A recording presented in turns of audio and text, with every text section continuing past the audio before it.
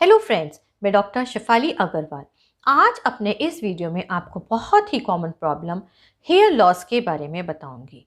तो यदि आपने मेरा चैनल अभी तक नहीं सब्सक्राइब किया है तो प्लीज़ उसे सब्सक्राइब करें, लाइक करें और शेयर करें।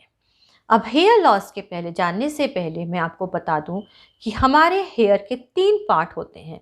तो first is hair shaft, that is the visible part of hair, जो पार्ट हमें दिख रहा है। सेकेंड इज हेयर फॉलिकल, यानी कि the part embedded in the skin, जो स्किन के अंदर पार्ट है, that is hair follicle. And third is hair bulb, यानी कि the terminal part of hair follicle, यानी कि जो बिल्कुल आखिरी पार्ट है हेयर का, वो हेयर बल्ब है। अब each hair passes through 3 different stages. हर हेयर को 3 डिफरेंट स्टेजेस से पास होना पड़ता है। उसकी लाइफ साइकिल 3 स्टेजेस में कम होती है। The first is anagen. Anagen is the phase of activity and growth, यानी कि ये फेस होती है जिसमें हमारा बाल ग्रो करता है और 85% ऑफ द हेयर्स हमारे इसी फेज में होते हैं। Second is catagen. This is the phase of transition, यानी कि जो हेयर बल्ब से हेयर जो ब्लड सप्लाई है वो अलग हो जाती है और बाल सिकुड़ने लगता है। Third is the telogen phase, यानी कि द फेज ऑफ रेस्टिंग। इस फेज में बाल झड़ने लगते हैं और 10% हेयर्स इस फेज में होते हैं। अब यदि हेयर लॉस की प्रॉब्लम तब आती है जब बाल झड़ते तो बहुत ज़्यादा हैं, लेकिन उस स्पीड से जो एनाजन फेज में जो बाल हैं वो नहीं आ पाते हैं, या जो बाल हैं वो नहीं ग्रो कर पाते हैं, तब अधिकतर हेयर लॉस की प्रॉब्लम आती है। अब यह हेयर लॉस कई कारण से हो सकता है, तो हमें पहले ये जानना होगा कि हमारा हेयर लॉस क्यों हो रहा है, क्योंकि कुछ ऐसे कारण होते हैं जिनकी वजह से जब हेयर लॉस होता है वो दोबारा हेयर अपने आप ही ग्रो करने लगते हैं, लेकिन हम लोग परेशान होते हैं जिसकी वजह से और ज़्यादा हेयर लॉस होता है। तो first is androgenic alopecia. Androgenic alopecia यह अधिकतर जेनेटिक प्रीडिस्पोजिशन या एंड्रोजन हार्मोन की वजह से होता है। इसको हम मेल पैटर्न बाल्डनेस या फीमेल पैटर्न बाल्डनेस भी कहते हैं। मेल पैटर्न बाल्डनेस या तो जेनेटिक की वजह से या फिर एंड्रोजन हार्मोन ज़्यादा होने की वजह से एक पर्टिकुलर पैचेस में हेयर लॉस होने लगता है मेल्स का, जिसको हम मेल पैटर्न बाल्डनेस कहते हैं। Second is female pattern baldness. यह भी या तो हेरिडिटरी की वजह से, यानी कि आपकी फैमिली में ऑलरेडी ये प्रेजेंट है, या फिर आपके हार्मोन्स ज़्यादा हैं एंड्रोजन, उसकी वजह से आपको फीमेल्स में डिफ्यूज़ हेयर लॉस होता है, यानी कि अलग अलग जगह से थोड़े थोड़े बाल गिरने लगते हैं, लेकिन यह बाल आगे के एरिया में ज़्यादा गिरते हैं, जिसको हम फीमेल पैटर्न बाल्डनेस कहते हैं। Second is alopecia areata. Alopecia areata यह ऑटो इम्यून डिजीज़ है और यह एलोपेशिया एरिएटा किसी न किसी ऑटो इम्यून डिसऑर्डर के साथ भी मिल सकता है, जैसे कि auto immune thyroid disorders, pernicious anaemia, vitiligo या फिर एटोपिक डर्मेटाइटिस। यह भी फीमेल्स और मेल्स दोनों को इक्वली इफेक्ट करता है। इसमें जो हेयर फॉलिकल्स हैं वो डिस्ट्रॉय नहीं होते हैं, इसलिए बाल दोबारा आ सकते हैं। Third is anagen एफ्लुएम।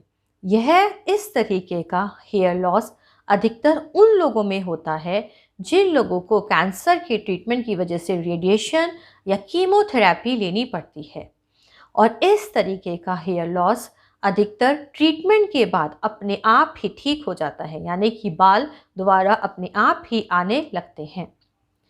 Fourth is telogen effluvium. Telogen effluvium अधिकतर तब होता है जब बाल एनाजन फेस से तुरंत कैटाजन फेस में चला जाता है, और यह अधिकतर फिजिकल या इमोशनल शॉक की वजह से होता है। इमोशनल शॉक यानी कि आपको कोई ऐसा समाचार मिला है जो बहुत दुखी हो, या जिसकी वजह से आप बहुत स्ट्रेस में आ गए हों, कुछ ऐसा आपके साथ हुआ हो। फिजिकल शॉक, कोई हेमरेज हुआ हो, या फिर कोई इन्फेक्शंस की वजह से, जैसे कि टाइफाइड, मलेरिया, डेंगू, कोविड, इन सब बीमारियों के बाद भी हेयर लॉस बहुत ज़्यादा होता है।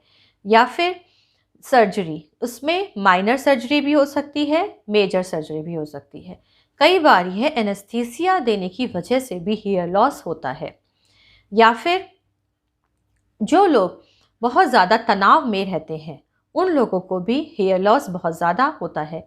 या फिर जो लोग कुछ मेडिकेशंस लेते हैं, या वह एंटी कन्वल्जेंट्स हो या एंटी कोगुलेंट्स हो या बीपी की मेडिकेशंस हो, बीटा ब्लॉकर्स हो या थायराइड की मेडिकेशंस हो या गाउट की मेडिकेशंस हो, उस वजह से भी इस तरीके का हेयर लॉस होता है। और इस तरीके का हेयर लॉस भी अधिकतर बीमारी के बाद धीरे धीरे ठीक होने लगता है। या फिर आप, अगर आपका हेयर लॉस ठीक नहीं हो पा रहा है, उस स्पीड से आपके बाल नहीं आ रहे हैं, तो आप दवाई लेते हैं और बाल धीरे धीरे आने लगते हैं। Fifth is traction alopecia. Traction alopecia अधिकतर उन लोगों में होता है जो लोग बहुत ज़्यादा टाइट पोनी बनाकर रखते हैं, या फिर जो लोग कंटिन्यूस चोटी बनाकर रखते हैं जिसकी वजह से बालों पर खिंचाव पड़ता है। उस खिंचाव की वजह से इस तरीके का हेयर लॉस दिखने लगता है। या फिर last is tinea capitis. Tinea capitis एक सर का फंगल इन्फेक्शन है जिसकी वजह से आपको पैचेस में हेयर लॉस दिखता है। ये पैचेस या तो स्केली, अगर आप इन्हें खुजलाएंगे तो स्केल्स गिरेंगे, स्केली होता है और बहुत खुजली होती है। इस फंगल इन्फेक्शन की वजह से भी हेयर लॉस होता है।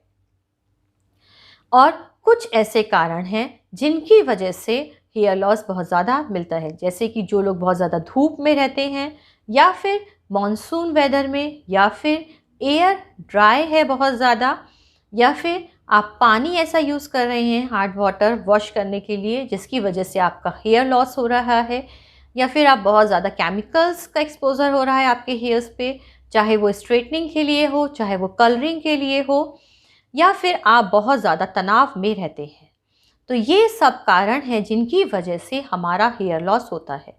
अब मैं अपनी नेक्स्ट वीडियो में आपको बताऊंगी कि कौन सी होम्योपैथिक दवाइयाँ लेने से आपका ये हेयर लॉस कंट्रोल हो सकता है, या फिर आपको ऐसी कौन सी चीज़ें करनी चाहिए जिनकी वजह से आपका हेयर लॉस थोड़ा कम हो सकता है।